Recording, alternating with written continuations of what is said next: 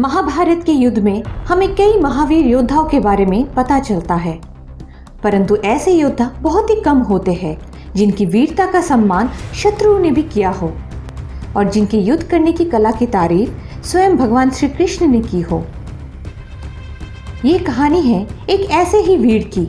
ये कहानी है दानवीर कर्ण की। महाभारत के युद्ध की तैयारियां पूरी हो चुकी थी।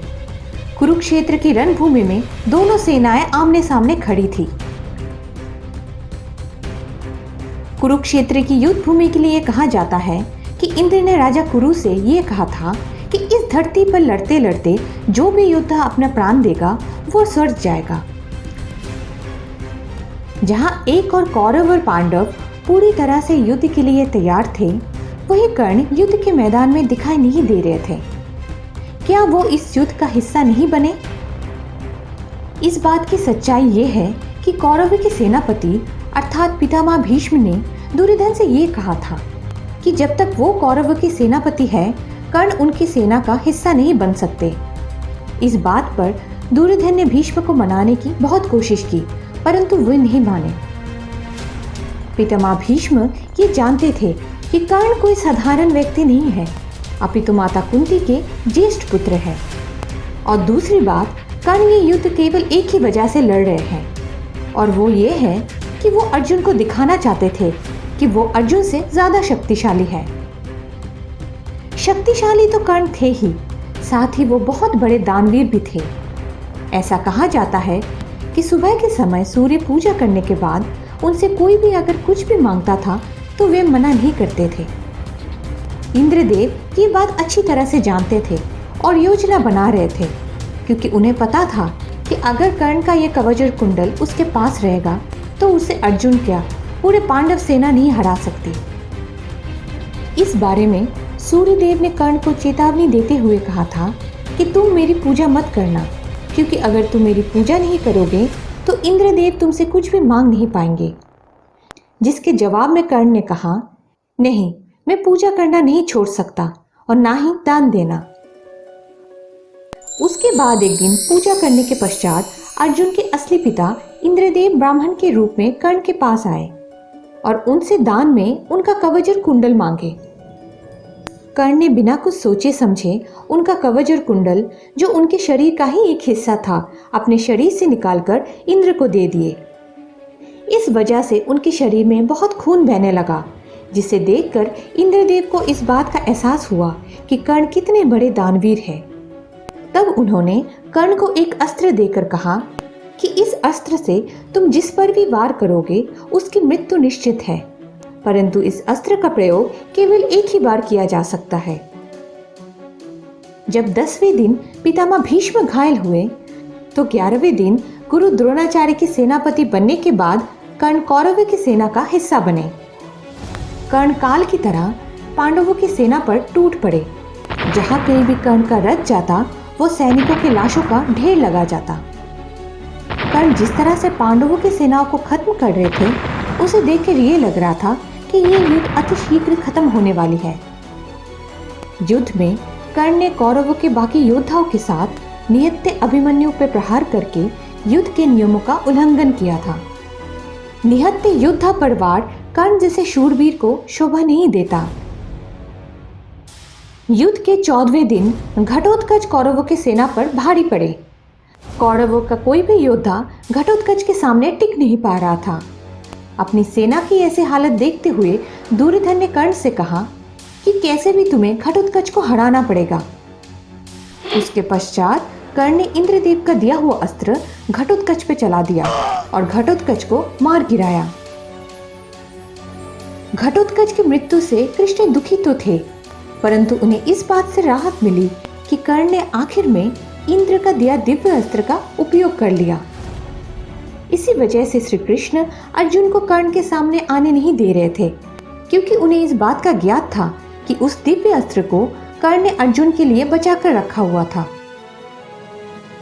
कर्ण ने युद्ध शुरू होने से पूर्व ही माता कुंती को यह वचन दिया था कि वो अर्जुन के अलावा किसी और पांडव को नहीं मारेंगे।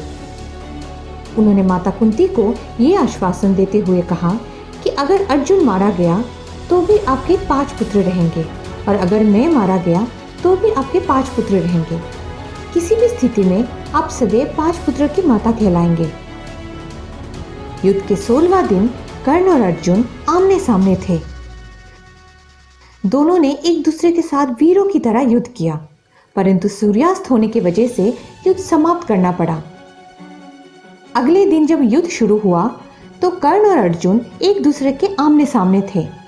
मानो ऐसा प्रतीत हो रहा था कि ये युद्ध भयंकर होने वाली है। दोनों ने अपने दिव्य अस्त्र चलाने शुरू किए। अर्जुन एक बाण छोड़ता था तो कर्ण का रथ 10 मीटर पीछे चला गया। जब इसके जवाब में कर्ण ने एक तीर चलाया तो अर्जुन का रथ 1 इंच पीछे गया। इस पर कृष्ण ने कर्ण की बहुत तारीफ की, जिन्हें सुनकर अर्जुन ने कहा, मेरे तीर से कर्ण का रथ इतना पीछे चला गया तब आपने मेरी तारीफ नहीं की, परंतु हमारा रथ हल्का सा ही हिला और आपने कर्ण की तारीफ की। ऐसा क्यों मधुसूदन? तब श्री कृष्ण ने जवाब दिया कि कर्ण के रथ पर मनुष्य है, लेकिन हे अर्जुन, तुम्हारे रथ पर मैं हूँ, और साथ ही महाबली हनुमान भी अपने सूक्ष्म रूप में तुम्हारे रथ के ध्वज में है, और हमारे रहते इस रथ को हिला देना अपने आप में ही एक बहुत बड़ी बात है। कर्ण और अर्जुन का युद्ध देखकर सेनाएं युद्ध करना भूल गई थी। सभी की नजर अर्जुन और कर्ण पे ही थी। जब कर्ण तीर पे तीर छोड़ रहे थे तभी एक अश्वसेन नाम का एक नाग उनके तरकश में आ गया और कर्ण से प्रार्थना करने लगा कि मुझे धनुष पे चढ़ाकर अर्जुन की तरफ छोड़िए, मैं उससे अपने अपनों की मृत्यु का बदला लेना चाहता हूँ। इस पर कर्ण ने कहा कि ये केवल उसके और अर्जुन के बीच की लड़ाई है, वो इसमें किसी और की मदद नहीं लेगा। अपना बदला पूरा करने के लिए अश्वसेन उस तीर पर चुपके से बैठ गए जिसको कर्ण चलाने वाला था, और उसका ज्ञात कर्ण को तीर छोड़ने के बाद हुआ। तब कर्ण ने जोर से चिल्लाकर अर्जुन से कहा, अर्जुन बचो उस तीर से, उसमें अश्वसेन नाग बैठा हुआ है। तभी श्री कृष्ण ने अपने माया से अर्जुन के रथ का पहिया जमीन में धंसा दिया, जिसकी वजह से वो तीर अर्जुन के मुकुट पे लगा। अगर श्री कृष्ण एक पल की भी देर करते तो अर्जुन की मृत्यु उसी समय निश्चित थी। उसके बाद कर्ण ने सोचा कि वो अब मंत्र पढ़ के ऐसे अस्त्रों का उपयोग करेगा जिसे अर्जुन को जल्दी खत्म किया जा सके, परंतु वो उस अस्त्र को बुलाने का मंत्र भूल गया और याद आया गुरु परशुराम का श्राप। गुरु परशुराम ने कर्ण को श्राप दिया था ये कह के कि जब तुझे मेरे ज्ञान की सबसे ज्यादा जरूरत होगी तभी वो तेरे काम नहीं आएगी। कर्ण दूसरा तीर चलाने ही वाले थे कि उनके रथ का पहिया जमीन में धंस गया। ये भी एक श्राप के कारण हुआ, वही श्राप जो धरती माँ ने उन्हें एक छोटी लड़की की मदद करने के लिए दिया था, जिसके लिए उन्होंने मिट्टी से घी निकाला था। कर्ण अपना धनुष और बाण रथ पे छोड़ के रथ के नीचे उतरे और रथ के पहियों को जमीन से निकालने लगे कि तभी श्री कृष्ण ने अर्जुन से कहा कि यही सटीक समय है, उठाओ अपना धनुष और बाण और खत्म कर दो कर्ण को। परंतु कर्ण को निहत्था देख अर्जुन ने उस पर बाण चलाने से मना कर दिया। तब श्री कृष्ण ने अर्जुन से कहा, जब कौरवों ने तुम्हारे निहत्थे पुत्र अभिमन्यु को मारा था तब कहा गए थे तुम्हारे युद्ध के नियम, और अगर तुमने अभी कर्ण को नहीं मारा तो कभी नहीं मार पाओगे और ये धर्म युद्ध कभी नहीं जीत पाओगे। मैं स्वयं तुम्हें कह रहा हूँ, यही मौका है। अर्जुन ने कृष्ण की बात को मानते हुए निहत्थे कर्ण पे वार चला दिया, और वो भी तब जब कर्ण का सारा ध्यान पहिए पे था। यहाँ कर्ण का एक और श्राप पूरा हुआ, जहाँ उन्होंने एक गाय के बछड़े को जंगल में जानवर समझ के मार डाला था। तब उसी गाय के स्वामी ने कर्ण को श्राप दिया था कि तू भी ऐसे ही मारा जाएगा और ऐसे ही असहाय होगा। इससे तो यही साबित होता है कि हमारा कर्म हमारा साथ कभी नहीं छोड़ता। कर्म अच्छे हो या बुरे, उनका फल जरूर मिलता है। कर्ण के मौत से दुर्योधन बहुत दुखी था। दुखी तो पांडवों में भी कोई थी, माता कुंती। जब सभी पांडवों ने उनसे इसकी वजह पूछी तो कुंती ने उन्हें बताया कि कर्ण उनका ज्येष्ठ भ्राता था। इस बात से पांडव बहुत दुखी हो गए और क्रोधित भी कि क्यों उनसे इतनी बड़ी सच्चाई छुपाई गई। युधिष्ठिर ने तो अपनी माता कुंती को इस बात को छुपाने के लिए श्राप तक दे दिया कि अब से कोई भी औरत अपने अंदर कोई भी बात छुपा के नहीं रख पाएगी। कर्ण की मृत्यु के बाद एक और बहस छिड़ गई। पांडव बोले कि कर्ण हमारा ज्येष्ठ भ्राता था, हम करेंगे उनकी अंतिम संस्कार। उधर दुर्योधन ने कहा, जब तुमने कभी भाई का धर्म नहीं निभाया तो यह अधिकार भी तुम्हारा नहीं, मेरे मित्र का अंतिम संस्कार मैं करूंगा। तब श्री कृष्ण ने पांडवों को समझाया कि कर्ण पे उनसे ज्यादा हक दुर्योधन और उसकी दोस्ती का है, इसलिए कर्ण का अंतिम संस्कार भी दुर्योधन को ही करना चाहिए। ऐसा कहा जाता है कि कुरुक्षेत्र का युद्ध समाप्त होने के बाद कृष्ण ने अर्जुन के नीचे उतरने तक रथ से उतरने से इनकार कर दिया। अंत में जब कृष्ण रथ से उतरे तब रथ में आग लग गई और क्षण में राख हो गया।